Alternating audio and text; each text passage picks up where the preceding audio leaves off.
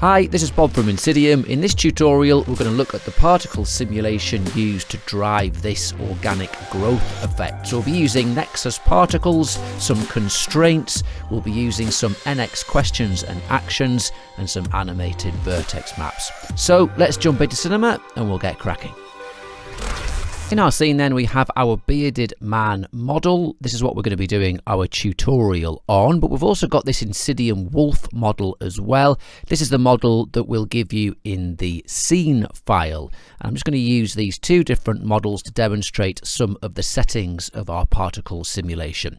For the first part though, we'll just have a look at our bearded man model. This is what we're going to be using. Now, for this technique, any existing wrinkles or layers of hair like this in this model that exist on your model, that's going to be good because these are going to be exaggerated by the effect. Perfectly smooth model isn't going to look quite as cool in the particle effect that we create.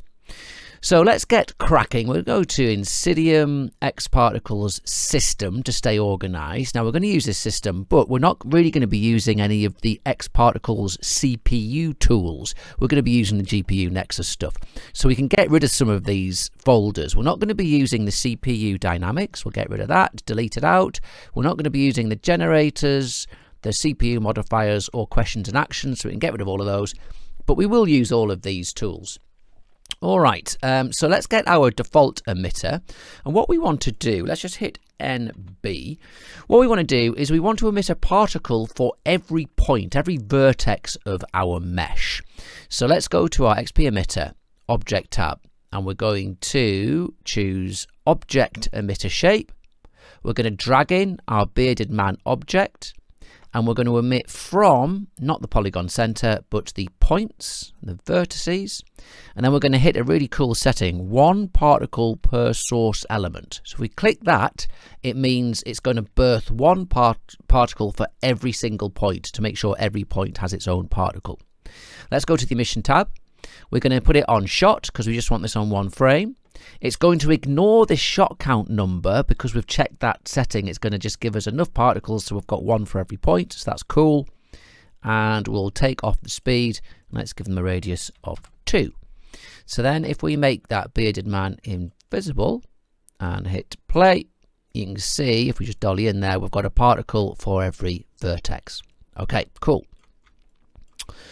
So what we are going to do is we're going to use these particles to deform the vertices of the mesh from which they came. And we do that with a really cool tool. Let's go to the utilities folder, and we're going to bring in an X Particles deformer. Let's bring it in. And this works like any Cinema 4D deformer. You make it a child of the object you want to deform.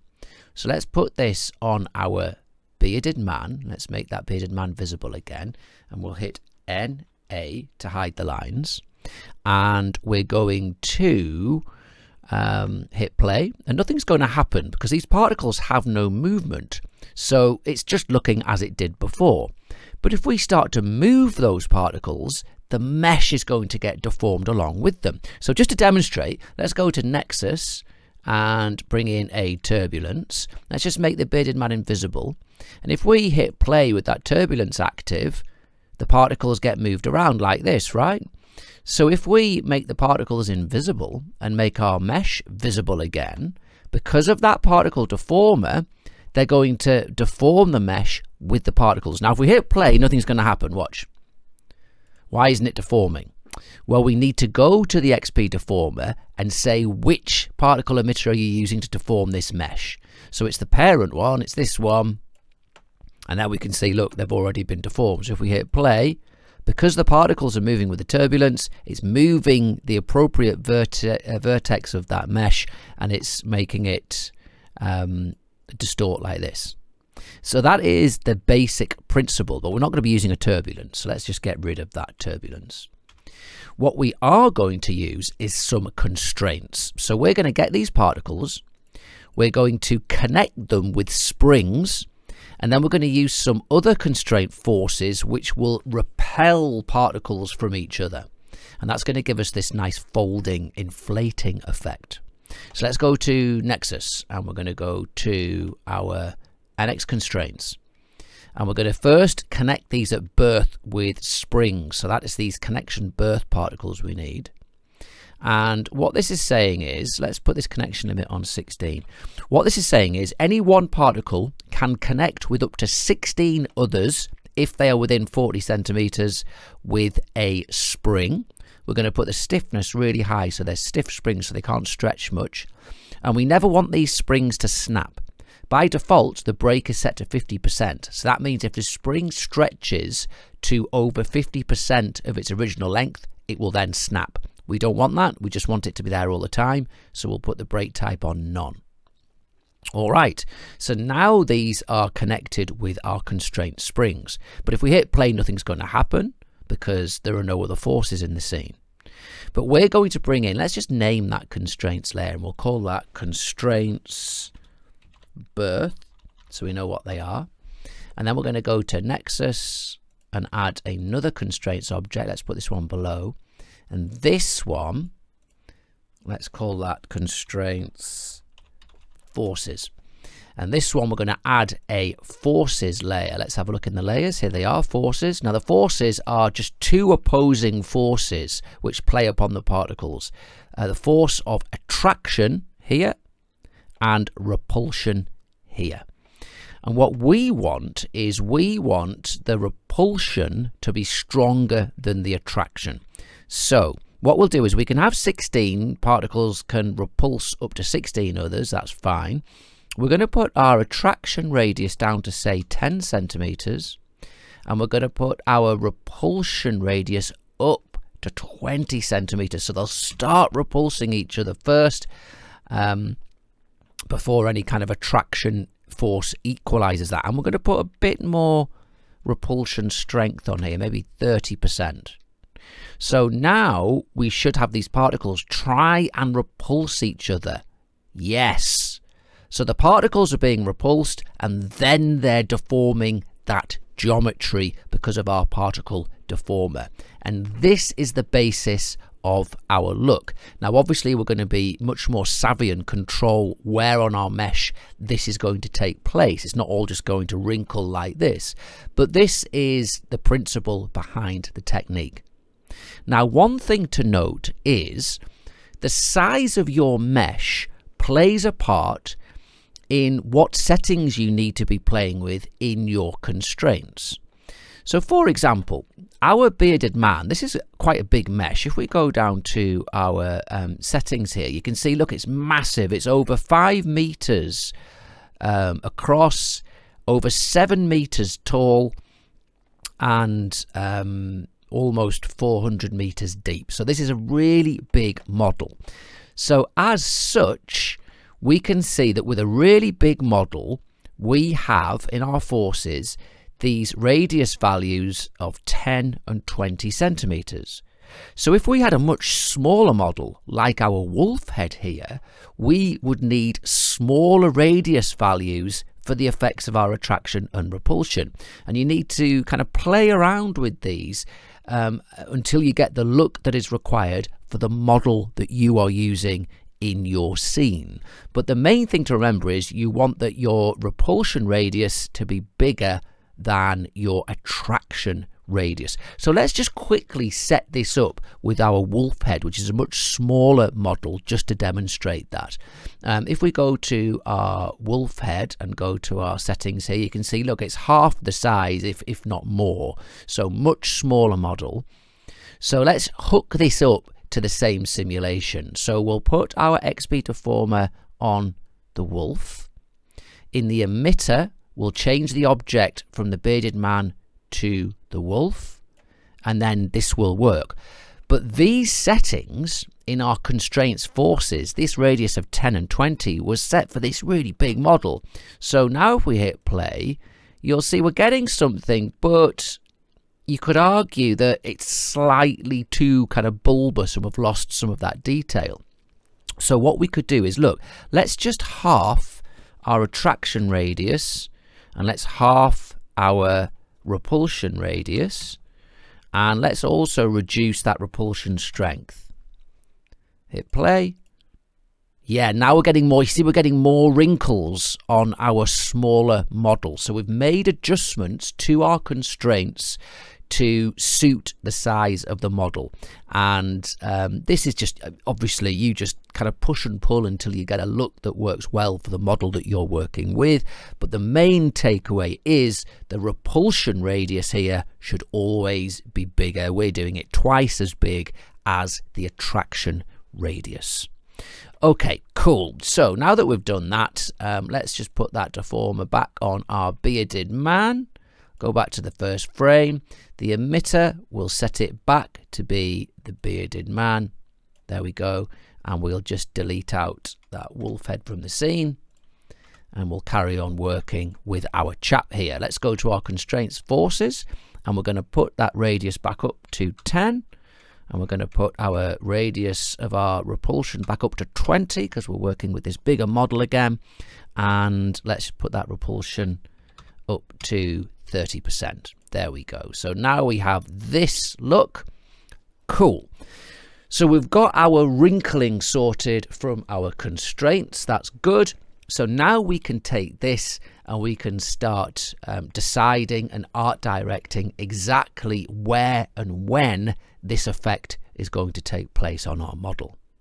So first of all, we are going to draw a spline, and this spline is going to become the path at which we get a field to kind of draw on where we want the effect to start.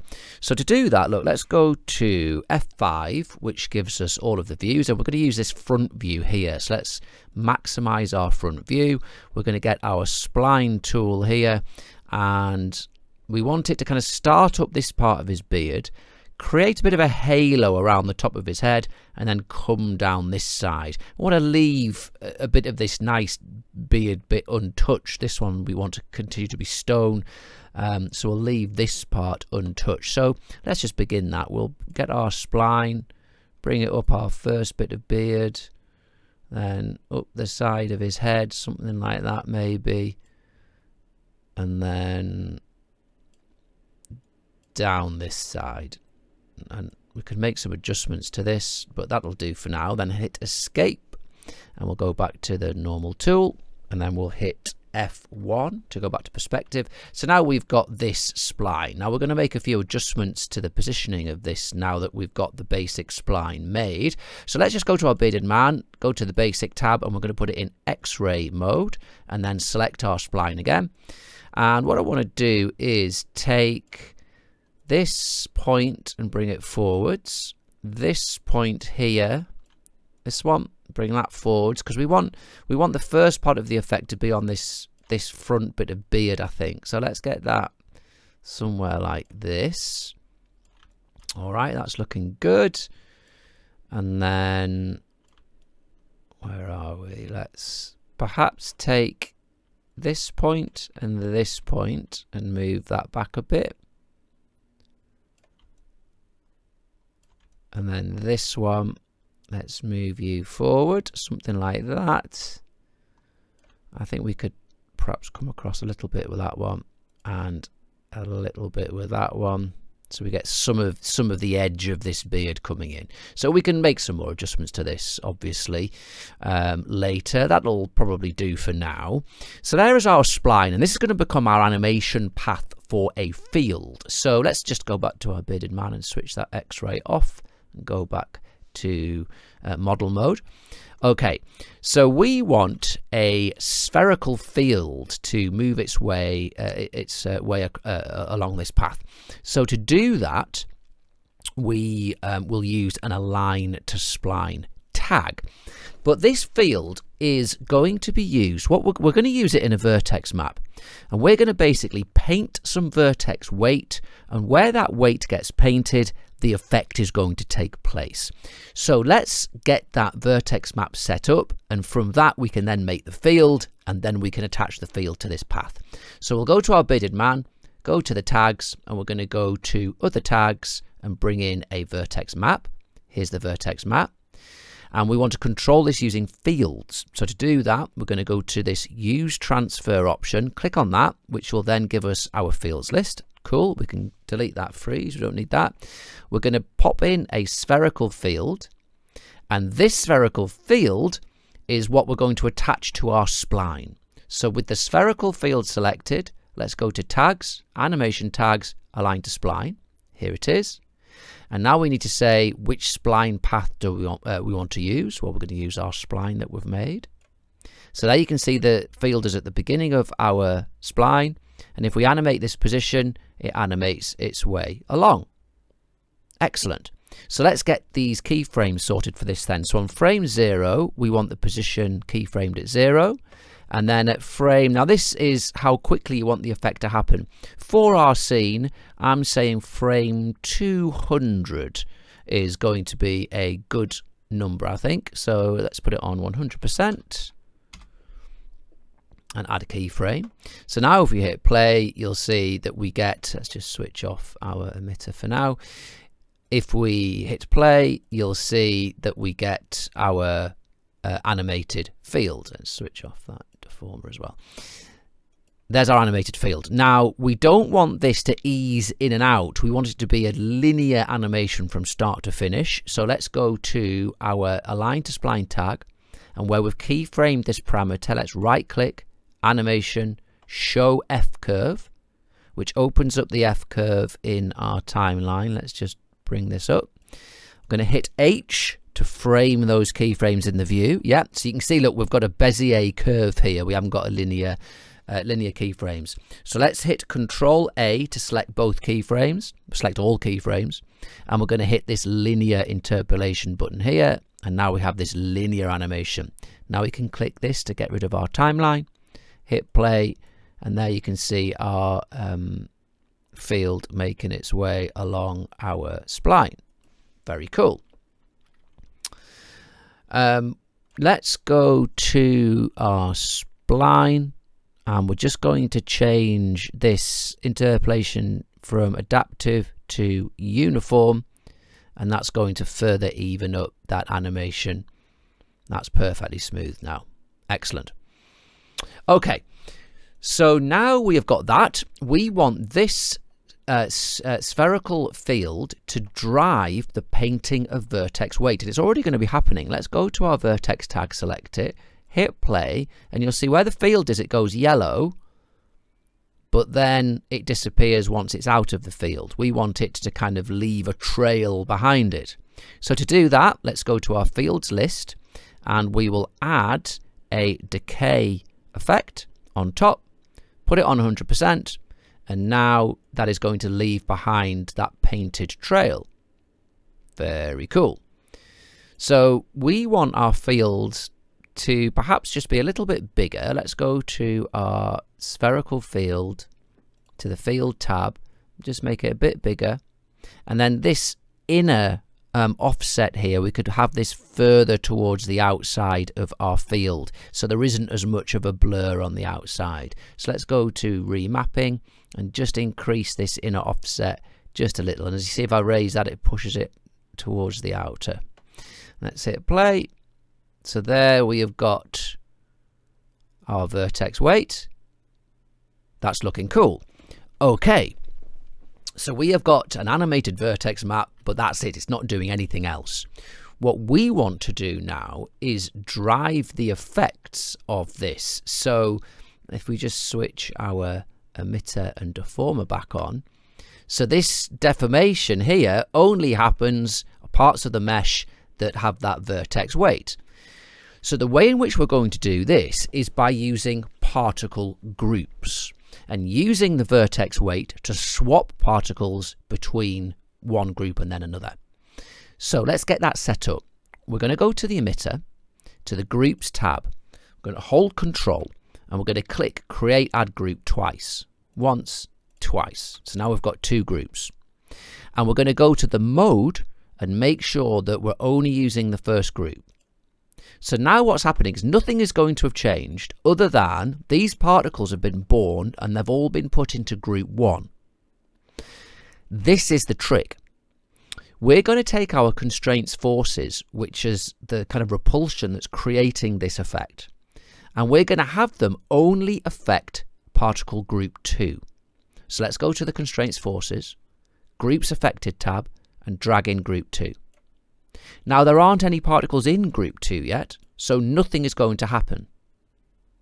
And what we're going to do is say, when this vertex map is yellow, move the particle into group 2 and it'll start the effect. And we're going to do that using nxQuestion. So let's go to NeXus. We're going to go to nxQuestion. There you are. And we're going to put this under our constraints. And we're going to go to the Object tab and we're going to set up this question system. So what we're going to say is, let's bring in a question by clicking this button.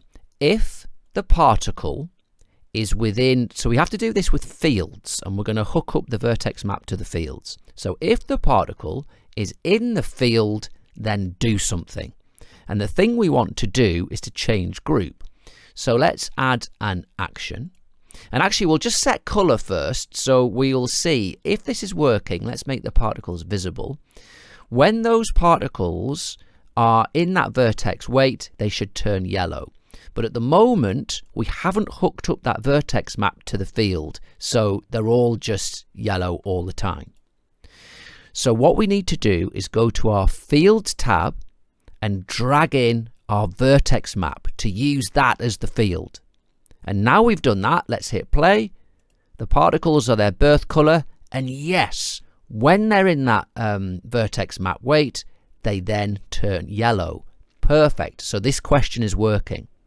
So now instead of turning them yellow, we want to put them into group 2, which will then be affected by the constraints forces. So let's go to our nxQuestion, Object tab. We'll go to our question, we'll add another action. We'll keep the one color on just so we can visually see them changing group. But in the other one, instead of setting color, we want to set the group to particle group 2.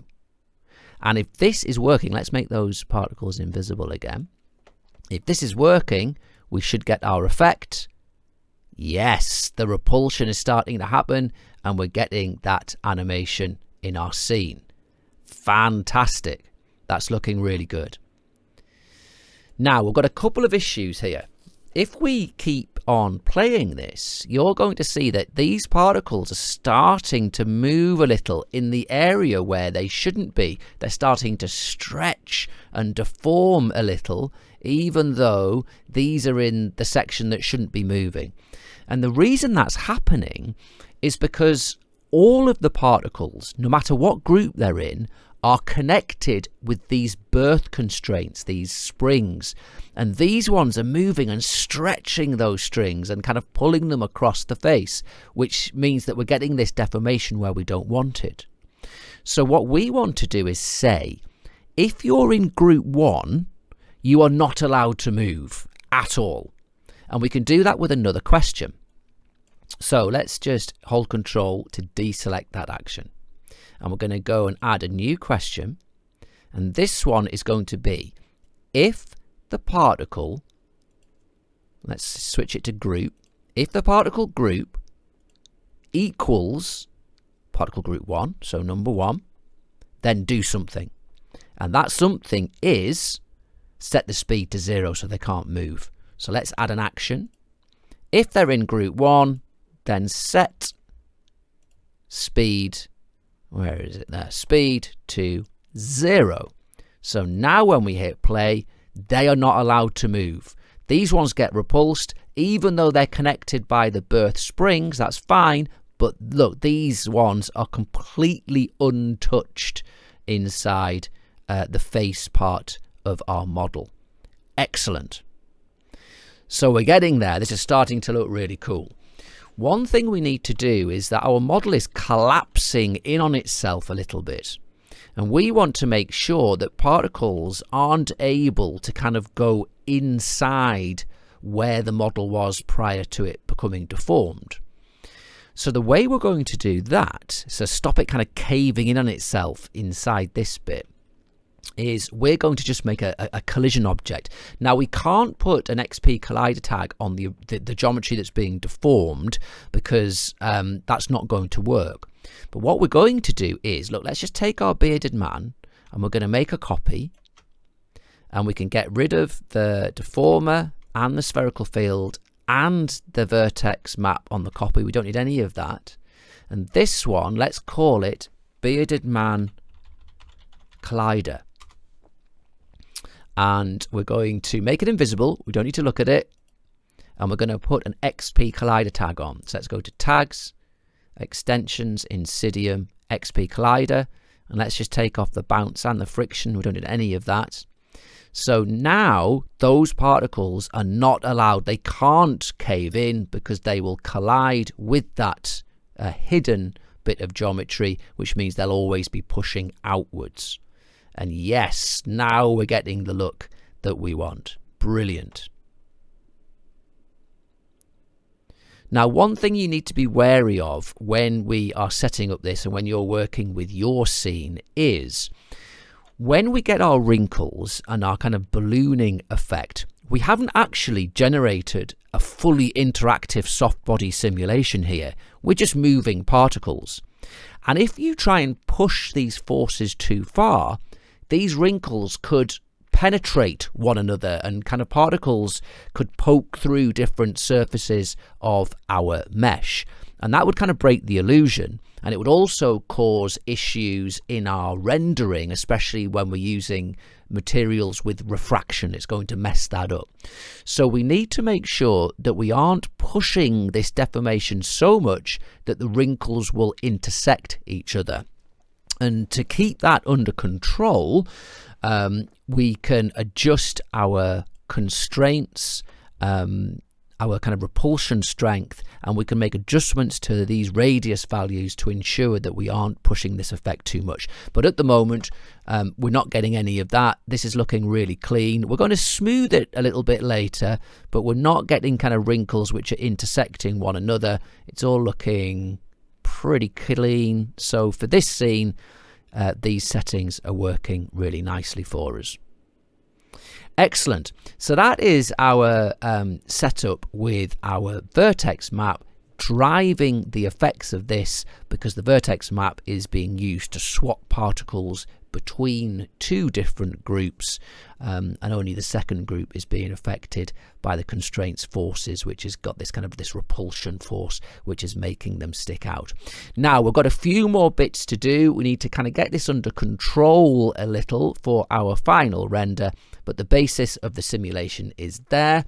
We'll do those further steps, and that is going to be using some more NeXus modifiers to further control this sim. So we're going to use a drag, and the reason we're going to use a drag is we want our particles to kind of repel each other out and kind of grow out like this, and then we want it to kind of slow down a bit. We've still got a lot of wavy movement here, and we want to arrest this basically, and we're going to use a drag to do that. So let's go to NeXus, and we're going to bring in an NX drag, and we're going to put this below our question. And the drag, we're going to set it quite, if we leave it on here, the density is air, and this drag isn't going to make a huge amount of difference to the movement of our particles, and they're going to carry on moving quite freely. So what we need is a much stronger drag. So if we put this on, let's change the density to a volume that's way more dense than air, so it's moving through a volume of, say, seawater. And let's put this way up quite high to maybe 800% strength. So this is going to be really draggy now, and these particles are going to slow down much more quickly, yeah. And that's obviously too draggy, isn't it? We've lost some of that nice movement. Or it might work for your scene, whatever you want. But what I'd like is for this drag to kind of ramp up a little bit. And the way we're going to do that is we're going to do it with data mapping, and we're going to map this value over the age of the particles. So this value when the particles are young will be really low, so there's not much drag, and as the particles get older, they'll get closer to this big value of 800%. So let's go to mapping, add an age map, and we want to map not the density value, it's the strength multiplier of 800%, that's what we want to map. And we're mapping it to the particle age. Let's do it over 70 frames. So what this graph is now saying is the age range between 0 and 70 frames is across this x-axis, with the particle being 0 frames old here up to 70 frames old. And then the y-axis, this is the strength multiplier, with 0 on the y-axis, the drag having no strength at all, and then 1 on the y-axis, the strength multiplier being the full amount, which is 800%. So what the graph is saying in this default mode is when the particles are 0 frames old, there's no drag, and as they get older, the drag force gets up and up and up and up until they're 70 frames old, and it is full strength at 800%. We've got an issue though. All of these particles are born at the same time on frame 0. And so this counter going from 0 frames to 70 frames old starts counting immediately. And so by the time we get to this part of the scene, frame 70, all of the particles are over 70 frames old, and so they're all getting the full drag amount. So these ones up here just aren't moving at all, or hardly any. These ones have got a little bit more movement before they were arrested by that drag. So what we're going to do is this. We're going to use one more question, and we're going to reset the age of particles when they get put into group 2. When that happens, their age gets reset to 0 and starts counting from scratch. And that means that every particle is going to get an initial movement of repulsion with no drag, and then the drag will ramp up.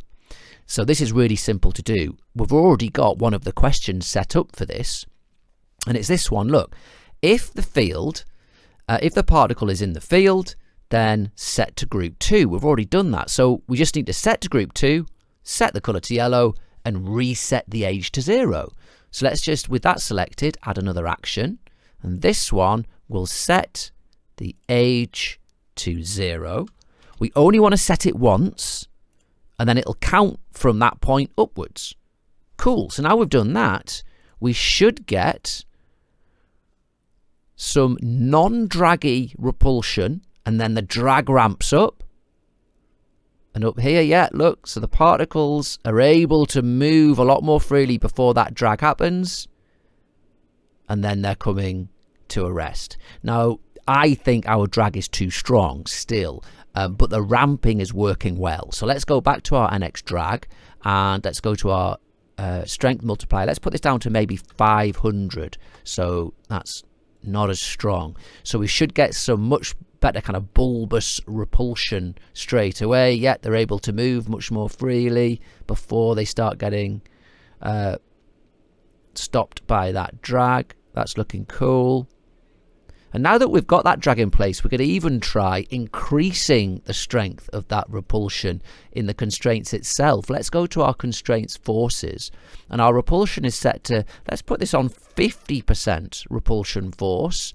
So a stronger force, so they should be able to push out more aggressively. Yeah, so we're getting a more aggressive push of that repulsion there, but then the drag is kind of getting them under control.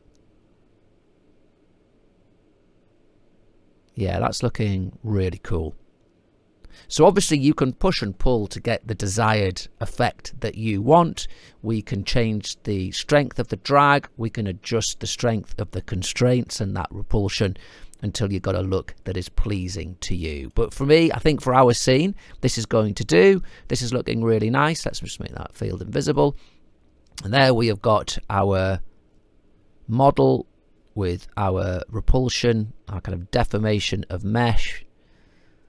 And what I'm going to do is just let this run through until near the end of the scene, and we're just going to go and inspect this mesh and make sure that we haven't got any of that intersecting of these ripples that I'd mentioned, because that will cause problems at render time. But this is all looking pretty good, pretty clean. We are going to smooth this a little more, so these kind of faceted parts are going to be fixed, but the basic look is, yeah, that's looking good. Excellent.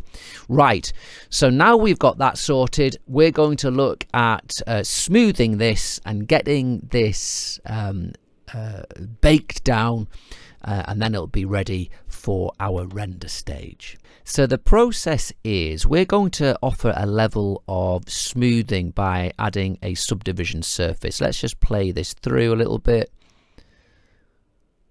Okay, so we'll get somewhere like this, and then let's just bring in a subdivision surface here.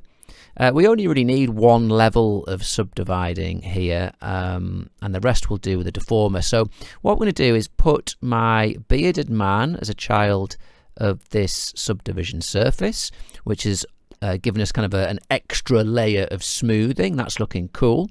And now what we're going to do is bake this down to Alembic. So let's go to our subdivision surface. We're going to right click and we're going to bake as Alembic, but let's just have a look at the settings first. We'll click this cogwheel. A couple of things we need to make sure. Let's go to we're going to do selection only, so it doesn't bake the whole scene, so that's fine. In the animation, we want our end frame to be, 300. Oh, actually, sorry, I was a bit too quick on the draw there. Let's do that again. Right click, settings. Sorry, so in the animation, yes, we want 300 frames, but then this is really key. So we need to make sure in our optional data, we have vertex maps checked, because we want to bake this vertex map because we're going to be using this map at render times. That's very important, but it's checked. That's cool, right? So let's hit OK. So this is going to run through that simulation, bake this mesh down. So I'll pause it here and come back to you when that's finished. Okay, and that's finished. So let's just switch off our XP system and we'll close that down. We'll make our other stuff invisible and just switch all of this off. Doesn't need to be processing. And now we have our Alembic. It's called Subdivision Surface, so let's just change that name to Bearded Man Alembic. There we go. And this, we can now scrub this now. So this is all kind of baked, which is looking really good. And it's also baked the vertex map, which we're going to use at render time. So that's really cool. So one last thing that we're able to do is we can add a little additional bit of smoothing to this if necessary, and it's quite a cool trick. If we bring in let's go to our deformers and a smoothing deformer, and if I make this a child of our Alembic, you can see it's smoothed it. Let's ramp up this smoothing. Let's put the iterations up to say 50, so it's ridiculously smooth, right? And it's smoothing everything, right?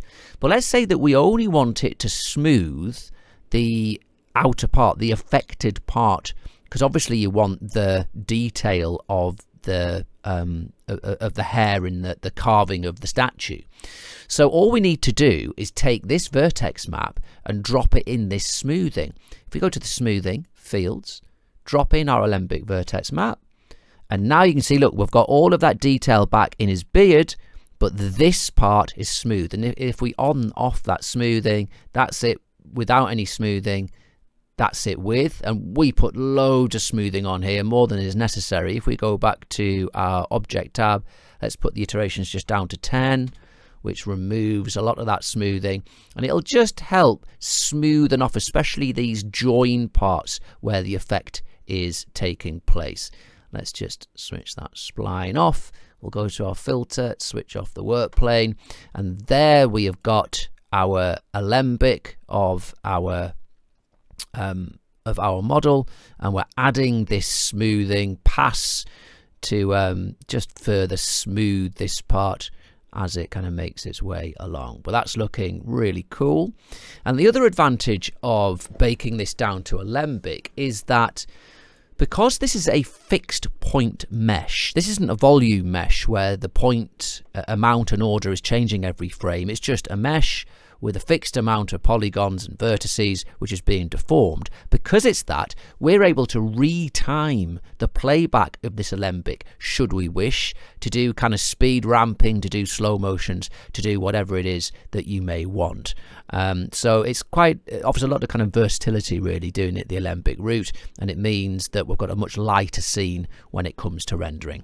But that is it. That is our really cool particle simulation of where we have taken some NeXus constraints and some repulsion forces to create this pretty horrible organic growth effect on our statue. So that is where we'll leave it for this video.